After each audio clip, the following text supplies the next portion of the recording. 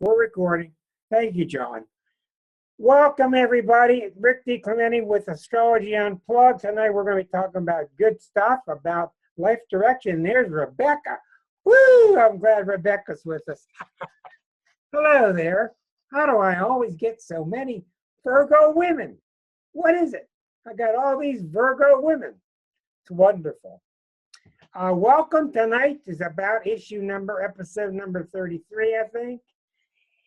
And the other 32 are all on YouTube, recorded each week under my name, Rick DiClemente. And we're talking about people's favorite subject, which used to be for years and years and years, relationships. And it has switched in the last 10 years. It's about life direction. What is my path? What is my path? Did you find my path? When you find my path, let me know, and I'll get on my path. And when I'm on my path, I'll be fine and perfect, and everything will work. People are obsessed with their path. I think it's largely because Chiron and Neptune have been in the sign of Pisces, influencing us unconsciously. I also think that the modern man is becoming fed up with the lies like we got in the 60s. Go get a degree, go to college, and you'll be fine. I think we're fed up with the lies of have your 2.1 children and then you'll be fine. We're starting to realize and grow and evolve and realize that personal satisfaction, fulfillment, has to come from completion of self. So I apologize ahead. If you don't like evangelizing, you better tune out now, because tonight's going to get a little bit evangelical, and that's just the way it is, because we're going to be talking about quantum mechanics and oneness. Why is life direction so hard to talk about? Because we don't know what we are. We think we're this body. We think we're walking around separate, and we're not. And if you're going to go through life, worry about the bottom line. Money, rent, money, rent, money, rent. Your life is not going to work. Anymore, when I read for people, and I don't mean to be rude, I've done this a long time, I listen to their story about their money and their wife and the family and the mom and dad and the job. And I'm interested in that level, but that's not what I hear. And there's a whole ton of astrology books. Well, Mars is in the 7th house, and you'll get married, and Jupiter's here, and your money might grow, and all this stuff, ruler of the 9th house. And if you want to do that stuff and drive yourself crazy, then good luck. I did that. That's not what I do now. I do what the Course in Miracles talks about.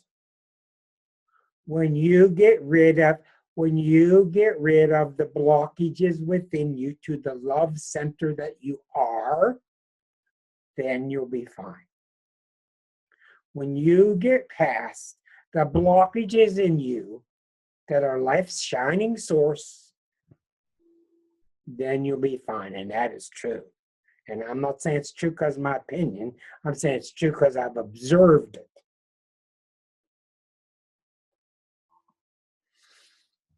My creation, my thought has come from this, from reading so much astrology and so much Course in Miracles, is my opinion is this. You do not have the right, and I don't like the word right, because right is just an opinion.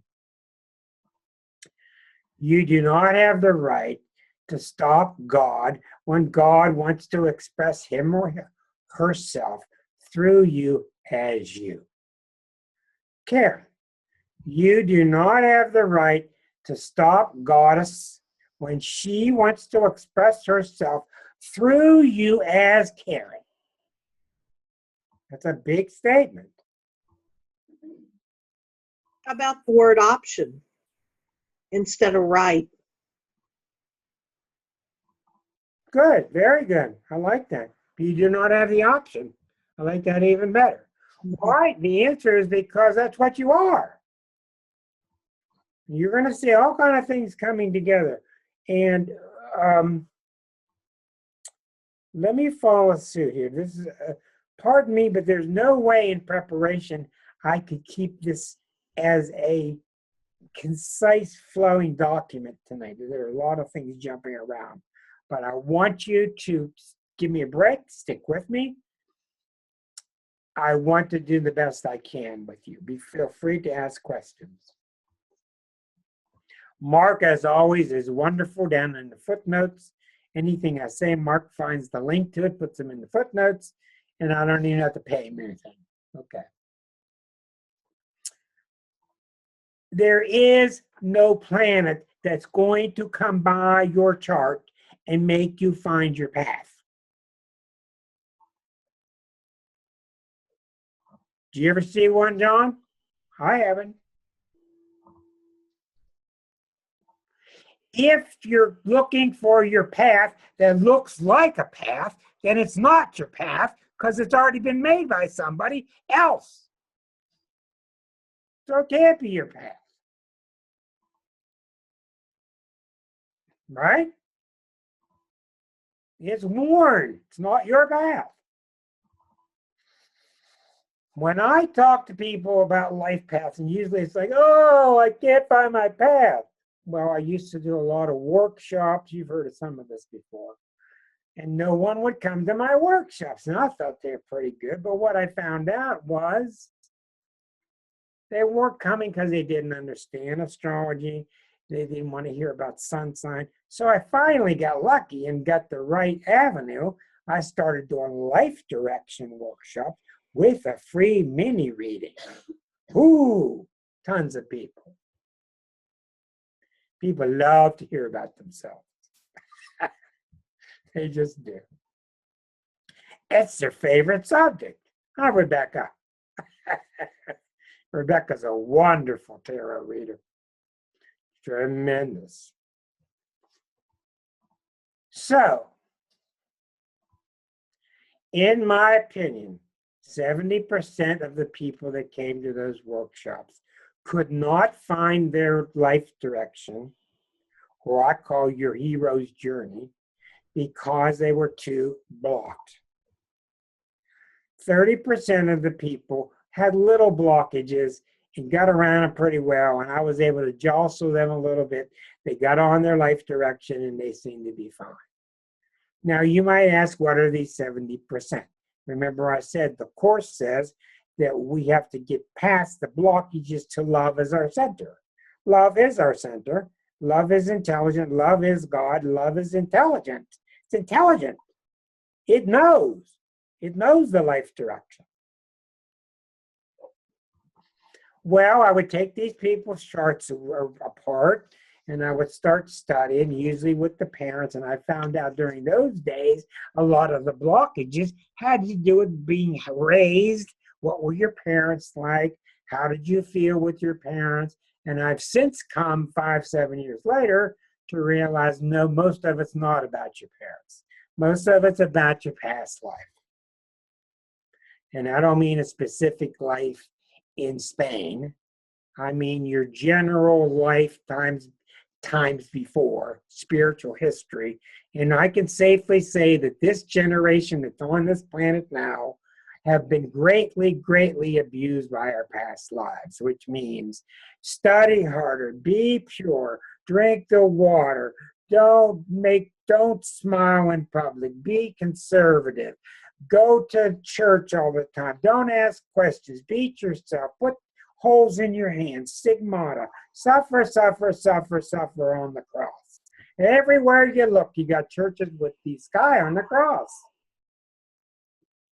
Suffer, you're guilty. Suffer, you're guilty. All right. We're coming out of that now. We're coming out of that now. So, when I would take these people and start to examine, what are your blockages? What did I find? A lot of times blockages are mommy suffered, so I will suffer with her to show I love her.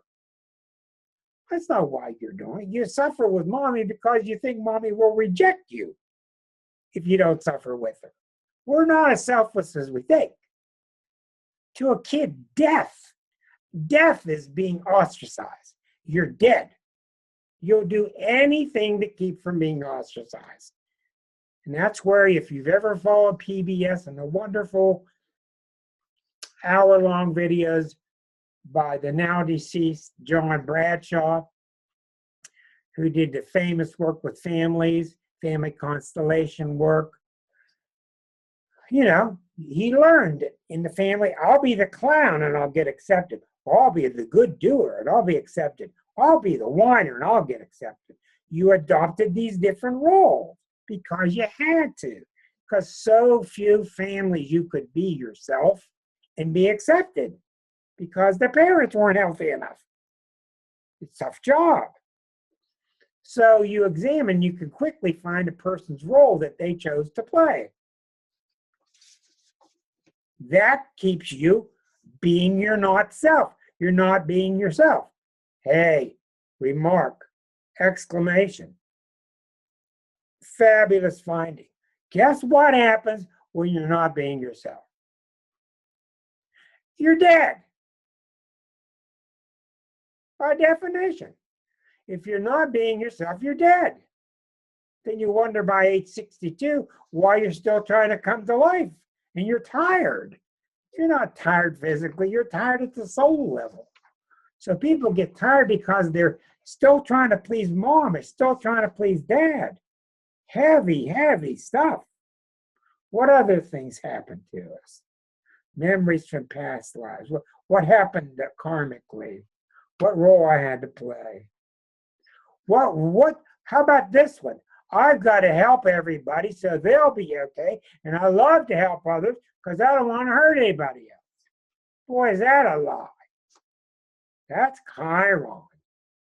That's a real big self-lie. You help others so they won't exclude you. Well, the people are also valid.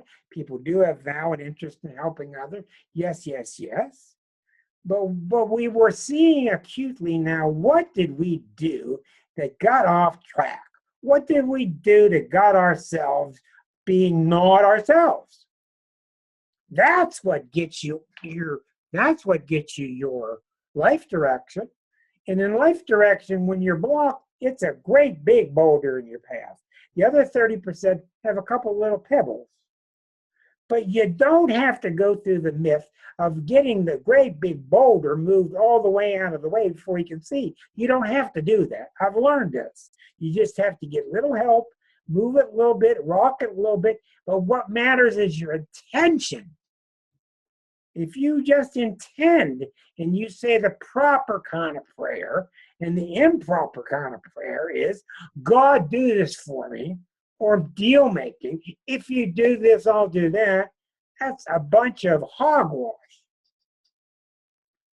The proper type of prayer is, please, God, I don't know what I'm doing. I don't know. It's too hard. But I ask you to show me a different way to look at things. I'm willing to work with you. I trust your vision is broader and smarter than me. And all of a sudden, that thing starts to move. People come out of nowhere. Hey, can I help you move that? Books come out of nowhere. Movies come out of nowhere. And you get that thing starting to move. I used to think that I would send people home videos of their session. Now go home after this 70-minute session. You go home and watch this 19 times and it'll start to sink in. They go home and watch it once. Because their unconscious mind is so feverish and so passionate about getting past these damn blocks. They want to work with you. I'm sure Rebecca can confirm that, working with clients as she does. People want to work with you. And when they sense that your intention is to help them, they'll tell you anything. They will, and they'll trust you.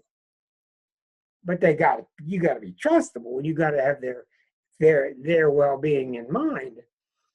And then they'll start to, then they start to watch the tape again. They put 2 and 2 together. They start taking astrological terms, matching it to their terms. Oh, that must be what he meant. And boy, off they go. Then just moving that barrier a little bit, all of a sudden they start to see. They start to see. And they don't see something far out. They see what they've always wanted to see.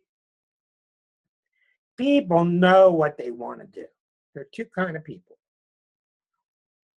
Many, many clients have said, I don't know what I want to do.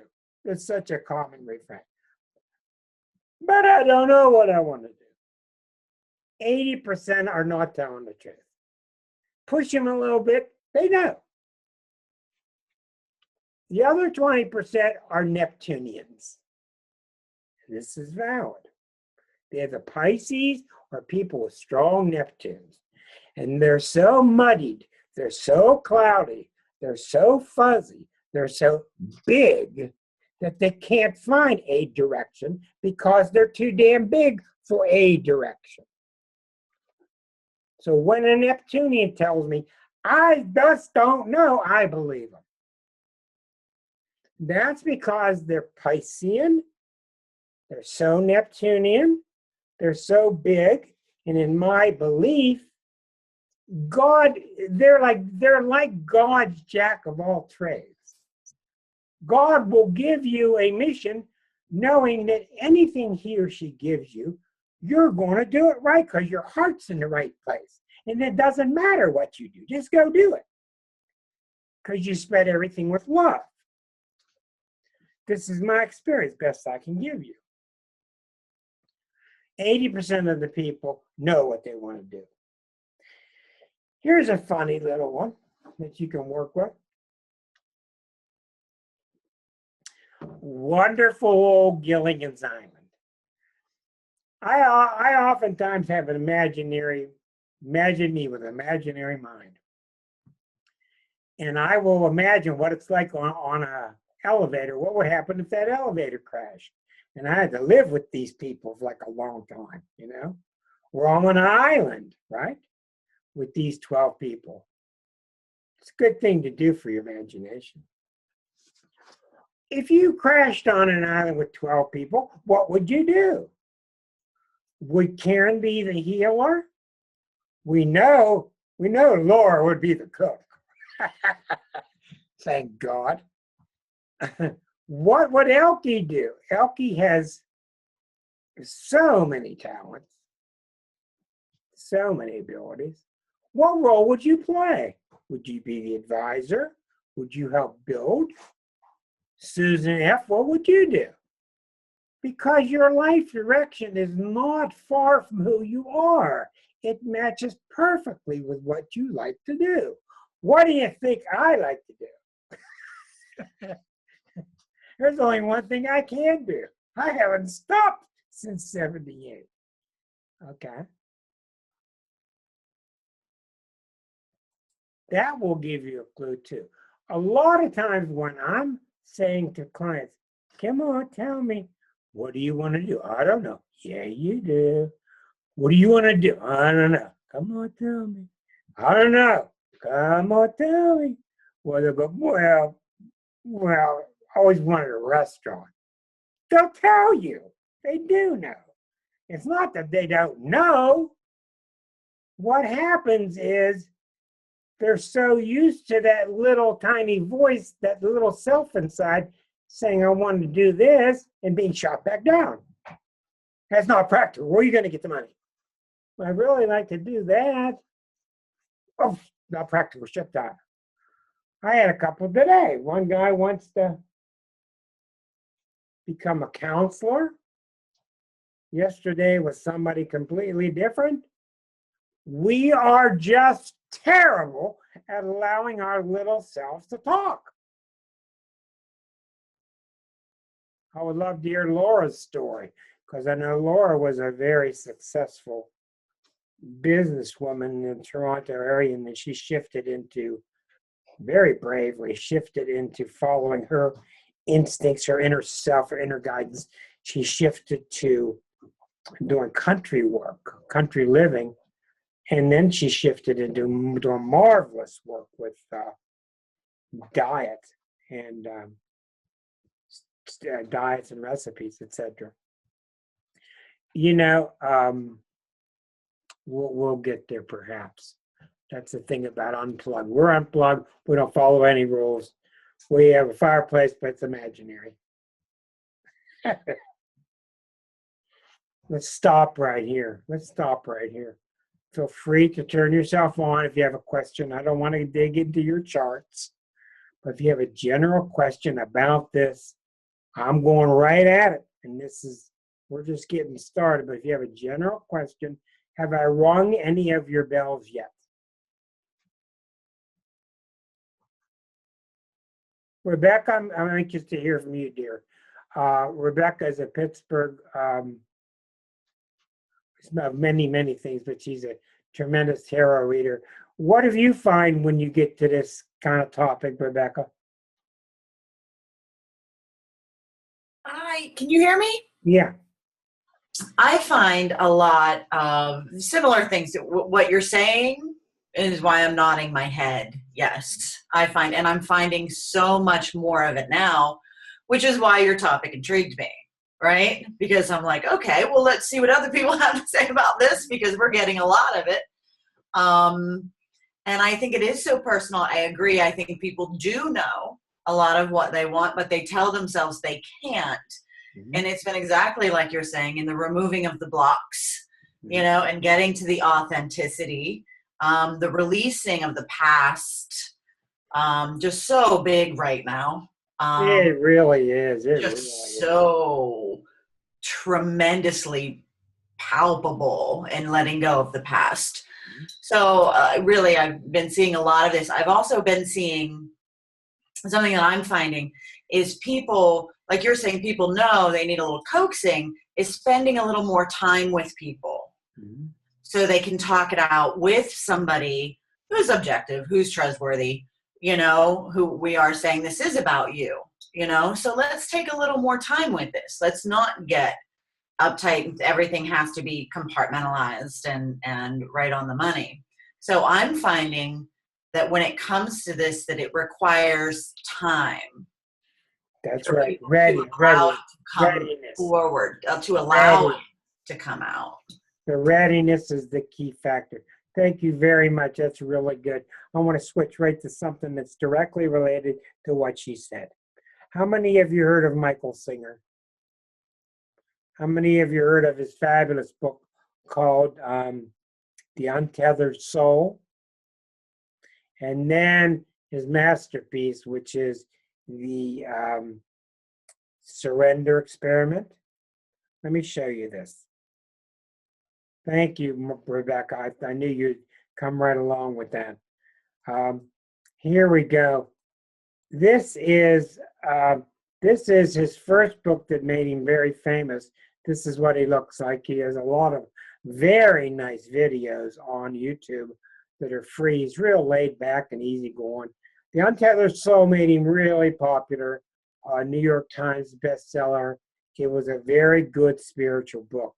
Then this book was his overarching 40-year history of what happens when you surrender all the time and you stop listening to this.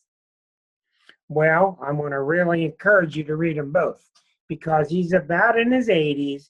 He's in Florida. He's a wonderful laid-back Taurus, spiritual leader, has no ego, lives on a simple little farm with a lot of people. That would sound a little bit like a commune, but it isn't.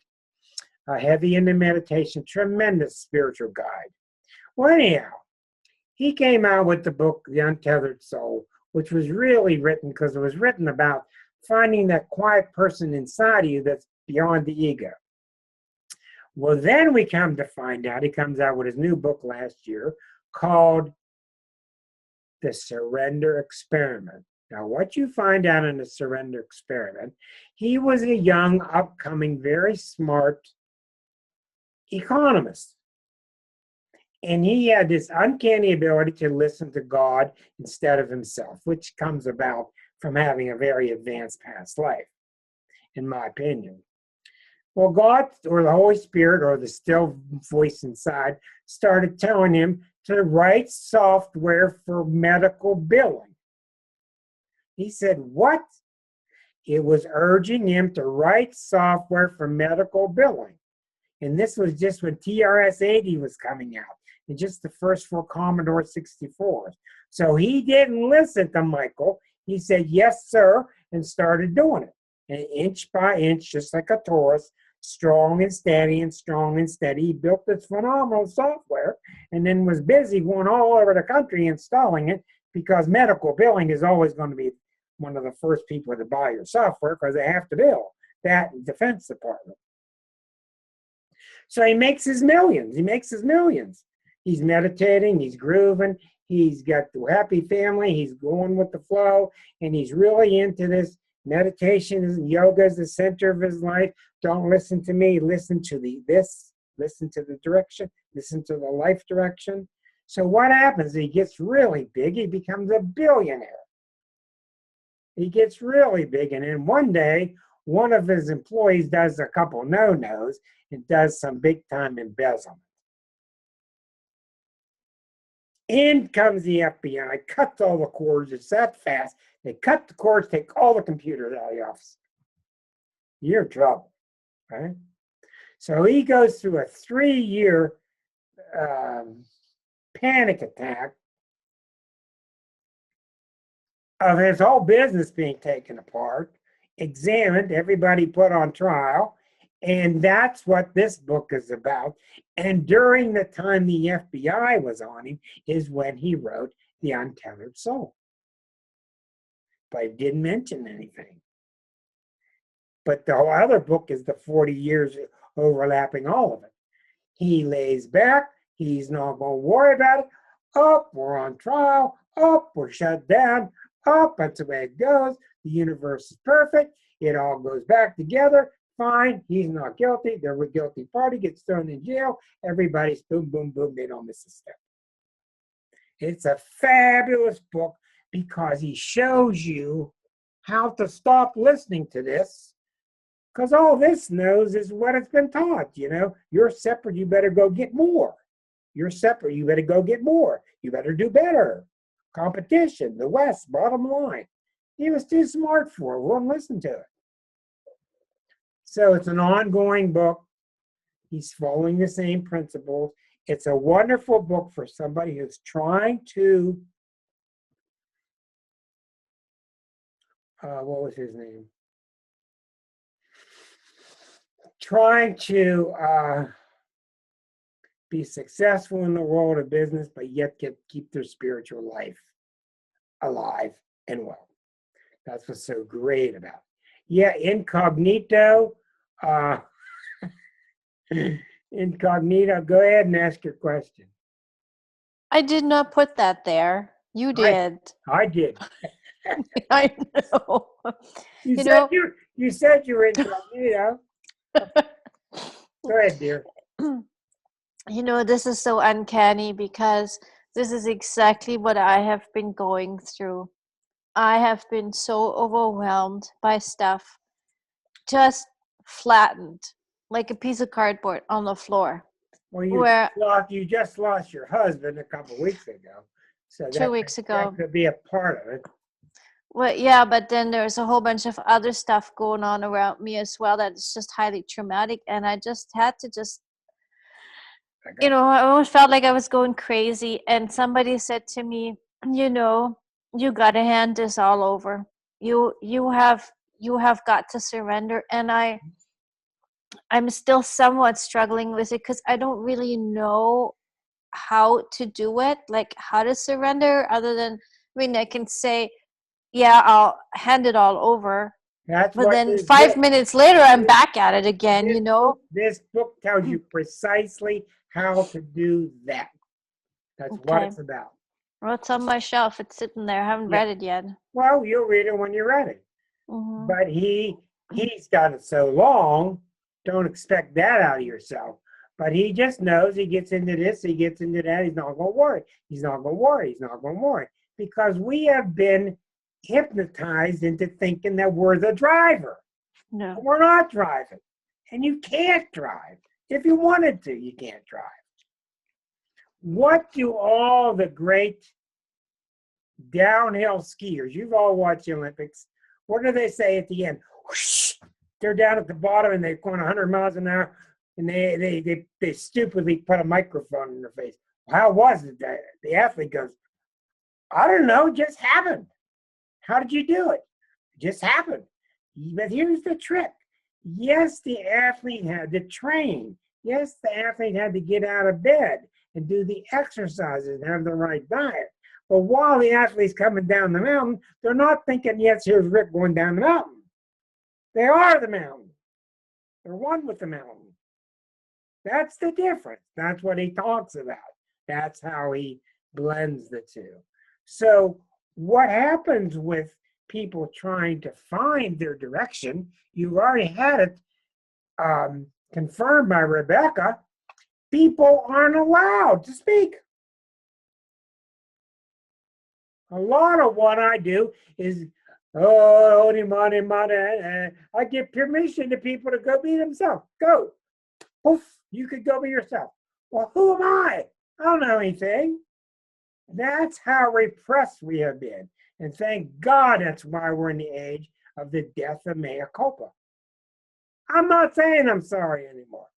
I'm not going to do it. I'm not sorry. I didn't do anything wrong, and neither did you. And that's why we're just getting started. We're really in human 2.0, in my opinion, right now. We've been in humanity 1.0 all this time, in my opinion. And I think that's what Rebecca was saying. We're now starting to learn that what comes up from within ain't that bad. It's not the devil. You know, and that's all these fears and ridiculous thoughts we have. It's coming up from inside is good. And our guidance has to come from the heart, as we all have seen in so many plays and movies and rules, oppression, past life dogma. We don't want to take a risk. Want to be emotionally safe. Want to be emotionally safe. Well, you tell me where you're going to go to mostly safe. Helen Keller, Cancer sun, moon in Pisces, blind, can't see, can't hear. She said there is no such thing as safety. There is no such thing as security. It does not exist in nature. This is verbatim. The only safety there is you're going to get in the boat because the boat's coming and the river is flowing.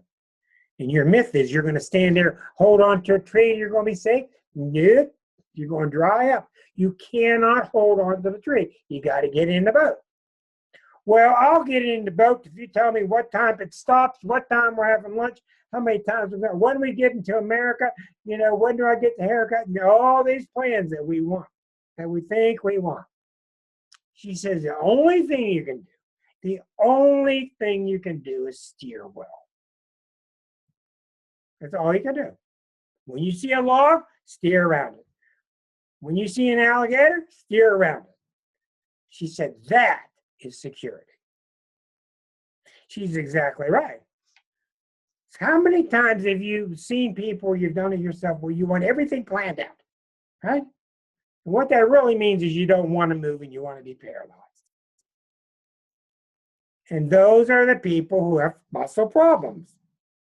Those are the people with the rheumatoid arthritis. Those are the people with the bad knees. When you look and see somebody who's physically having difficulty, it's usually because they got mental where they're not allowed to move up here. They're not allowed to move. Then the body listens. Well, since I can't move, I'll help you out and I won't move. That's how I see it. Here's a big one, you Virgos.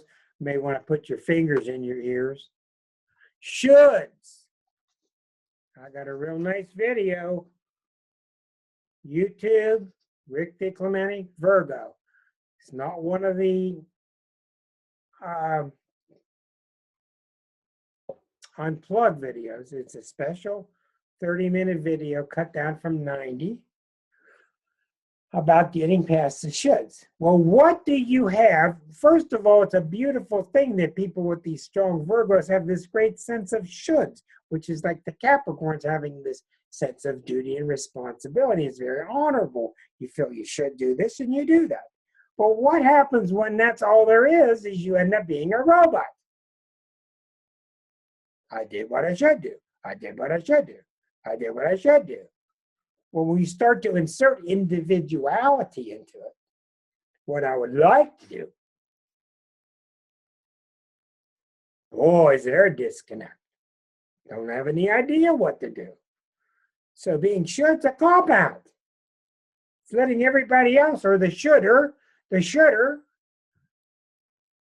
be responsible for the decisions. But it's a trick. Again, it's a subtle trick. You got to do, and you got to do what you should at the same time that you're doing what you want to do. Same time. They've got to be balanced. Look at religion. Religion is failing in huge ways. Why? Because it's a list of behaviors. This is how you must behave. Or, oh my God, the things that are going to happen to you. We all know it's made up. Somebody made that up, scared the hell out of people, and it's still working. If you behave like Jesus Christ did, you're not going to be in heaven like he is or was. You're just mimicking somebody's behavior. It has to come out of you. It has to come out of you, be born of you.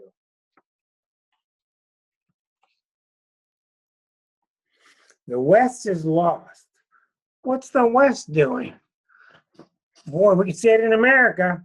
Bottom line, bottom line, bottom line, more money, bottom line, bottom line, bottom line. Boy, that works, doesn't it? You wouldn't be on this show if you knew that's what you believe.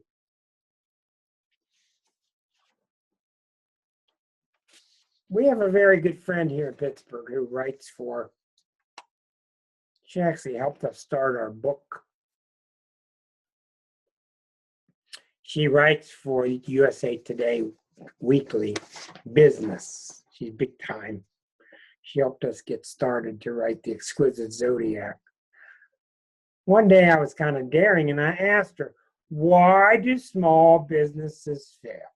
She's a small business writer. What's the number one reason small businesses fail? Instant answer.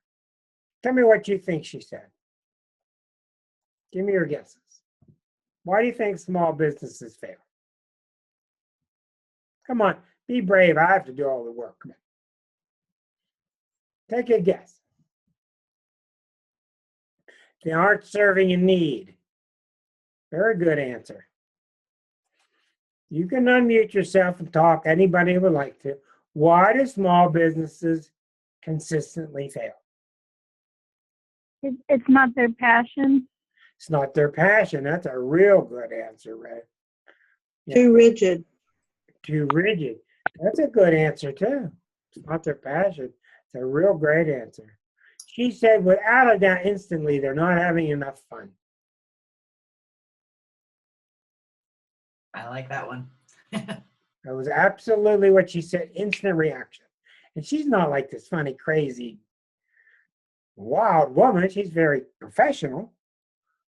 But you can sense when you walk into a business how uptight it is. 70% of your return business is to a business that treats you well and slaps you on the back. Hey, Rick, come on in, buy some more donuts.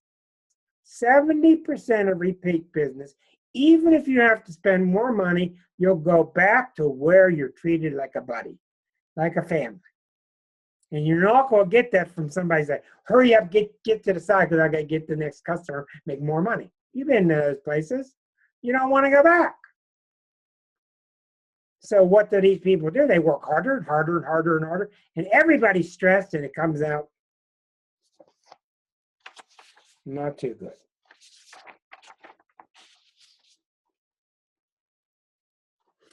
I'm going to go later on through each sign of the zodiac and talk in general about how to deal with this issue.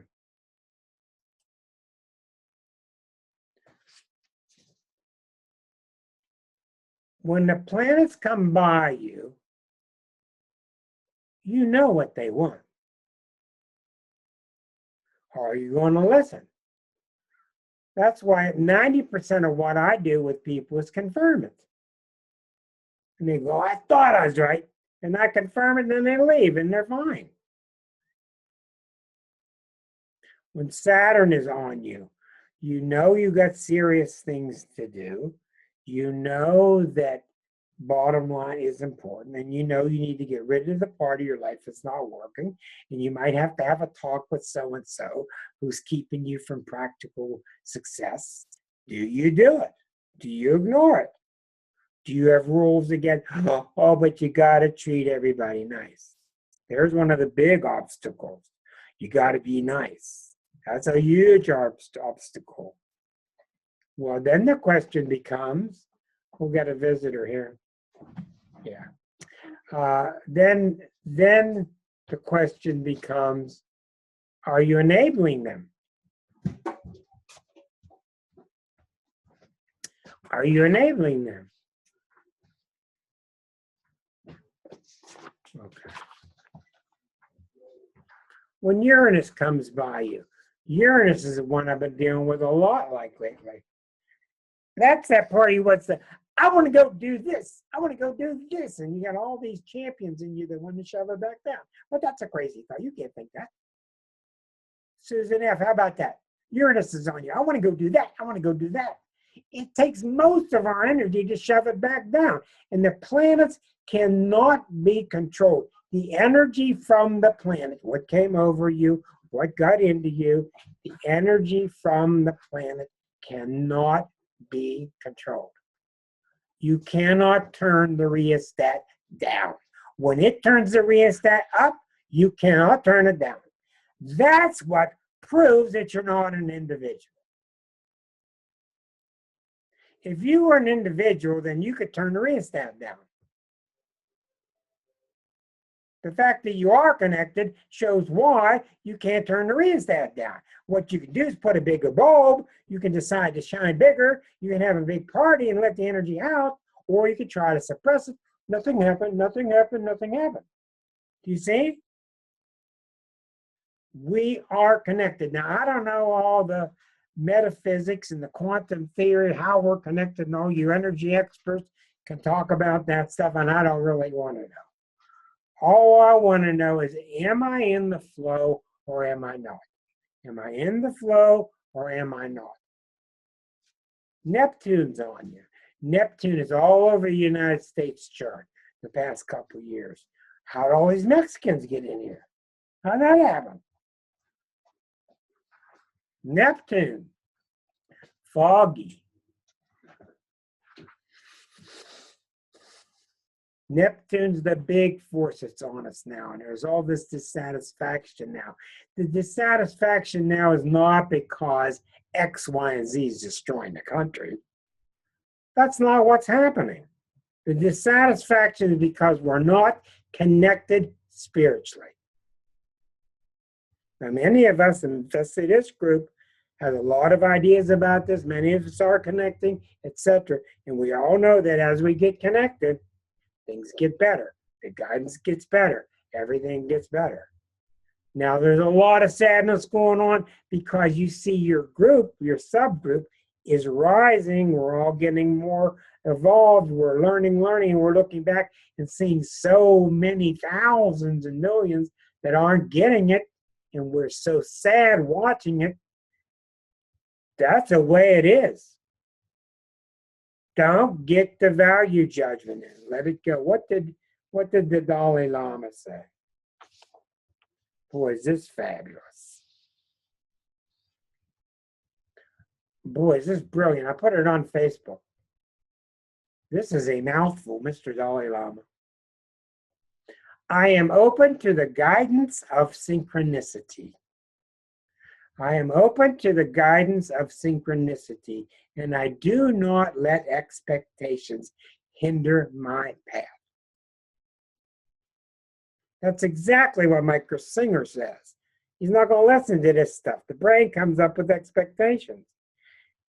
The Dalai Lama is just smart. I'm not going to listen to that. I'm open to the guidance of synchronicity. How many times have you all seen where you let go and everything works? Liza and I are being moved from one house into another. Everything's complex. Everything's chaotic. We looked at each other and said, not gonna worry about it. Gonna let it slide. How many of you have done that? And when you do that, it all works out.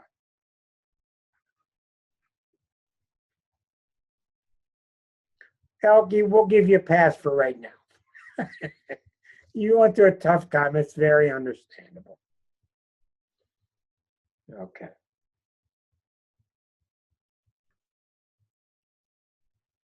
All right, now I'm going to wrap this up so we'll have questions.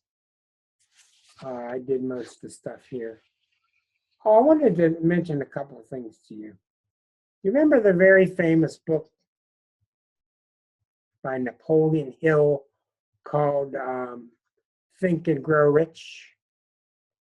It was a very famous book 30 years ago, and it's about being a millionaire, back in that mindset 40 years ago. You know why you're not a millionaire? Because you never tried to be. Think about what you do every day, every week. How could that end up with you becoming a millionaire? So that's why he inspired people in his books to develop a product which can mushroom, sell a product. It can mushroom. Anyhow, I thought that was kind of neat. Here's another thought I came up with, then I'll end up with the big question. Here's a really fascinating idea that I really think you should think about. We're not ready for this yet, but it's marvelous. You've all heard Neil Donald Walsh 80 years ago. Laura, thank you. Yeah, it makes much more sense. Neil Donald Walsh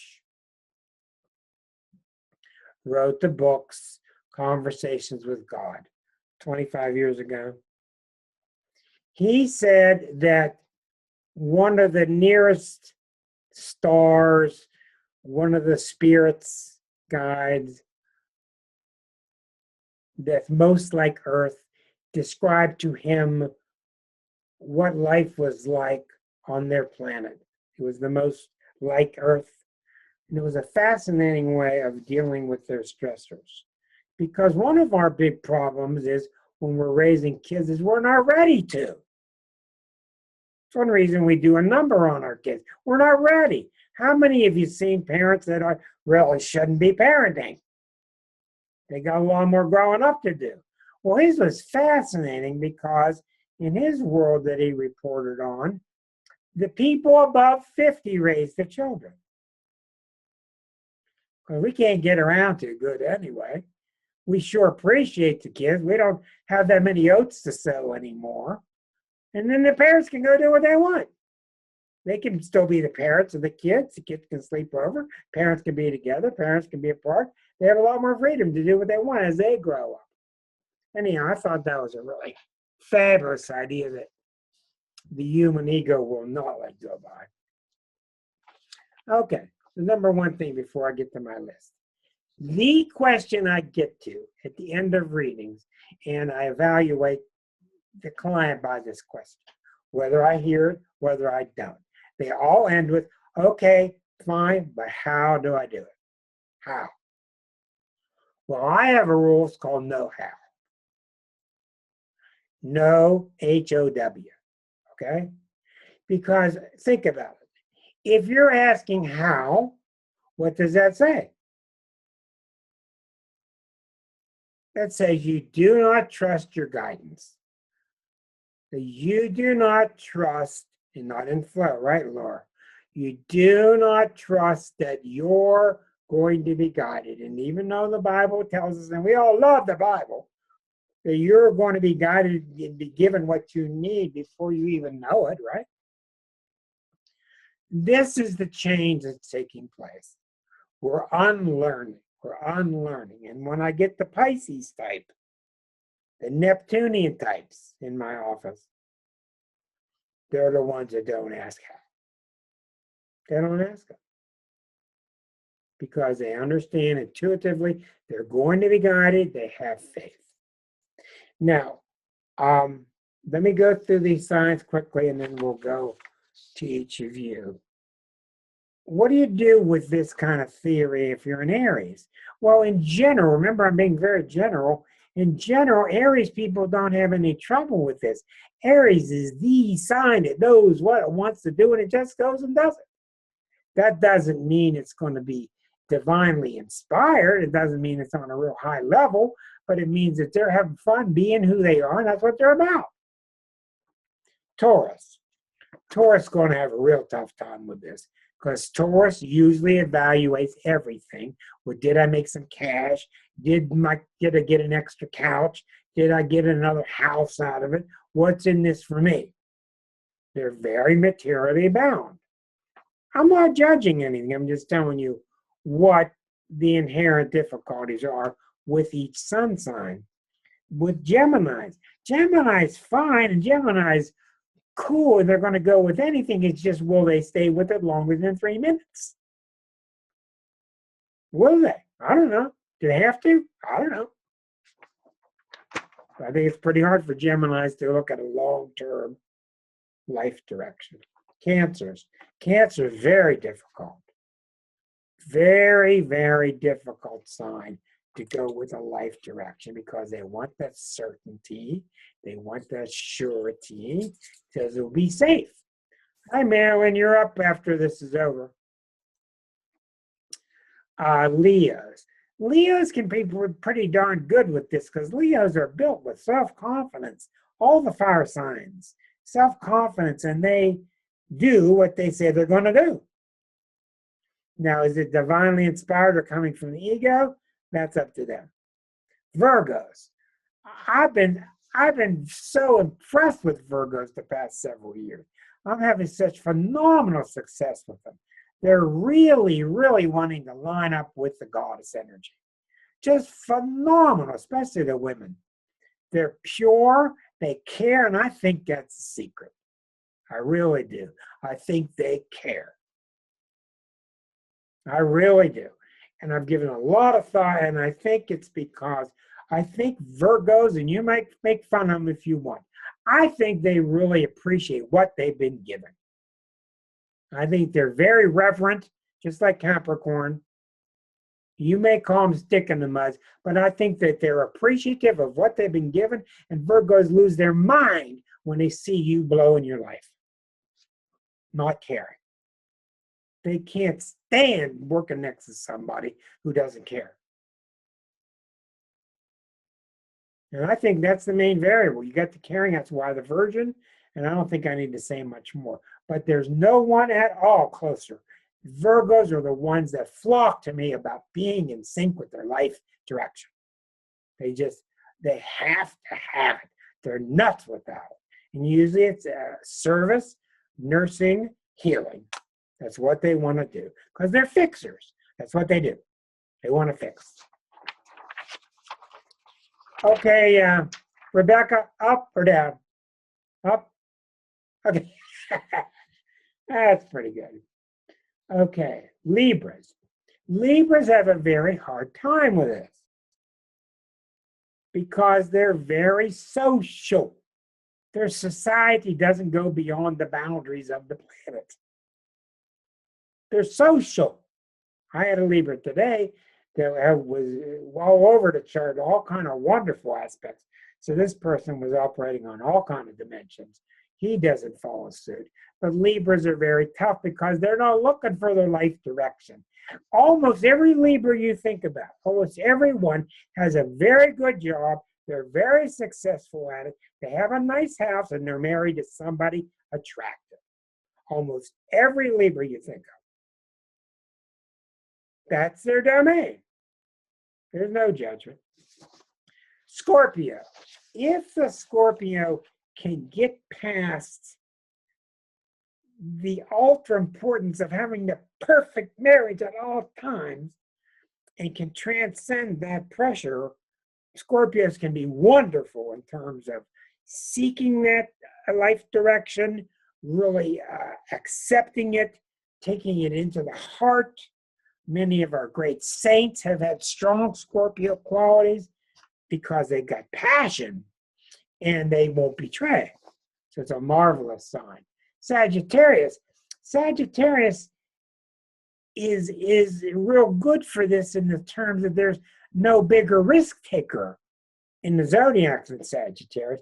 But again, Sag is similar to the Gemini. How long are they going to stay on it? In other words, Sagittarius come to me and they say, I want to travel. Where you want to go? I don't care. You don't care? I just want to travel. Okay. So it's not Sag getting on the right path. Sag is on the path of growing. Don't bug yourself. If you're on a Sag and you're on a path of growing, you want to go see this, you want to go see that, go do it. Do not ever try to restrict yourself to a path.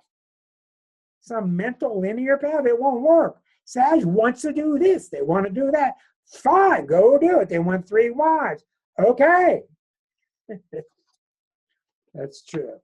Capricorn, forget it. And I is one. Capricorn, forget it. I have found, and I'm going to say it out loud, most Capricorns will not, most of them, probably 80%, will not get off of the shoulds. The should, safety, stay inside the box. There are about 20%, I have found, maybe 25, who have transcended this, who are able to pick up the path. They're very deep, very serious. So I have seen it work with Capricorns, but it's very tough. And it's not because it's Capricorn. It's becoming their Neptune in their chart or their Aquarius. Aquarian, easiest. There's no sign here that's going to adapt to finding your own path more than Aquarians because they're built for it. They'll write the books on finding your own path. Finally, Pisces. Okay, Pisces, who knows I wrote? Who knows? Because a Pisces could be floating like a balloon up in the sky, and it might look to you like a real mess that's pointless, and they may be going directly towards their God. There's no way you're going to evaluate them. It's a very hard sign to be, but the advantage is this. Pisces has the biggest advantage of the whole zodiac because they were given at birth 2 gifts. Faith, what's the other one? Faith and belief. They have built-in faith and built-in belief that it's all going to work out. Now, we're going to switch here in a minute to Marilyn's chart. But I huffed and puffed and gave you all I had on that subject. Who would like to add to it? Take from it? What questions do you have? Go ahead and unmute yourself. No, I just want to say thank you very much. I appreciate what you had to say. I really enjoyed it. Thoughtful. I enjoyed the books. Always like new books. And I think you were right about Virgos. I think we do care. I was so happy, Rebecca, when I finished the book and I took a glance back at Virgo, and I just saw that chapter once again. Here's another astrologer picking on the Virgos about perfectionism. And I said, that's not what's going on here. Perfectionism is part, and fixing stuff is a big part, but it's really because they care and they're pure. Mm-hmm. The caring is definitely, I've seen a lot of Virgos who care. Look at their complexion. Almost every one of them have a pure complexion. So thank you very much, Rebecca. I'm interested in hearing just by some of the looks I've seen. Carrie, I'm interested in, Laura, thank you for being with us. We're so glad. Come back anytime. Carrie, I'm interested in speaking with you. What's been going through your mind tonight when you hear about all this life direction? One of the things, you're talking to me or the other? I'm talking to Carrie. I'm sorry. Karen, I'll come to you. Carrie, C-A-R-R-I-E. That's me. Yeah. It's really interesting. It's an issue that has plagued me my whole life, I felt like, because I got a 10th house sun. But Oh, no, no, no. A 10th house sun is not going to drive you to this kind of restrictive. A 10th house sun is not that powerful. A 10th house sun, you want to shine in the world, but it's not, it's something, it's happening somewhere else. Carrie, what is your sign? a Cancer, but with a lot of Libra, and I have Neptune on the ascendant in Libra. And Okay, Neptune could do it. Now, I have found out without a doubt, cancers are much stronger when their sun is high in the chart, like yours is. That's very good. Now, Neptune on the what, ascendant? yes, Well, then I would think that with Neptune there, without seeing your chart, do you get into this? You start to take a step, and then your mind starts to imagine all the fears, all the ways that you could be abandoned, and then you step back. I'm not so sure about that. All right. Well, it's something in that vicinity. Cancer, the hang up always with Cancer is being abandoned. But it's what I will look at your chart. what I was going to say is that it was an issue for me for so long, and now I just don't even care. Good. I'm just going to look at your chart. I'm just going with it. I'm sure it sticks right out in your chart, and I'll be glad to take a look at it. And let's see if we can help you. Thank you. Mm-hmm. Now, Karen D. in Florida, you were going to say? Yeah, I will tell you what came up. I remember I walked through a rough time many years ago, and the way I got through it was that I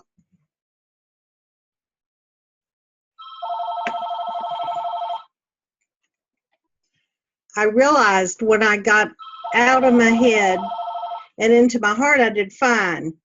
But I adopted this phrase to help me, and it was called, I became an Indian giver. I'd do fine and I'd stay where I was supposed to be, and all of a sudden I get back in my mind and I call myself, you don't want to be an Indian giver. And it immediately reminded me to give it back, just to give it up and let it go. And that worked incredibly well for me. And what this has reminded me of tonight, because a lot of what I've been traipsing through, that's where I need to get to again.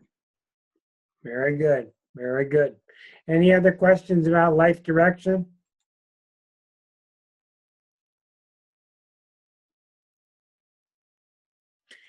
Ray says, had a hard time with it as an Aquarian, but I have Pisces on my midheaven. I'm starting to get some focus now. Okay. Well, so much of this, looking at the specific chart, is really a different story. But did you get some ideas tonight about what we're talking about? In general, we're talking about the worst word, two words. Two words. These change over time. The worst two words in the world are figure out. You're not going to figure out anything. You're conned, you're lied to, you've never figured out anything. Quit trying to figure it out. My opinion. As soon as you quit trying to figure it out, it will just happen. That's my opinion. Now we're going to switch over to our wonderful guinea pig tonight, who's Marilyn. And I'm going to turn off the recording. So goodbye to all the people on YouTube. The website is starself, STARSELF.com, if you'd like to know more about us guys. Thank you.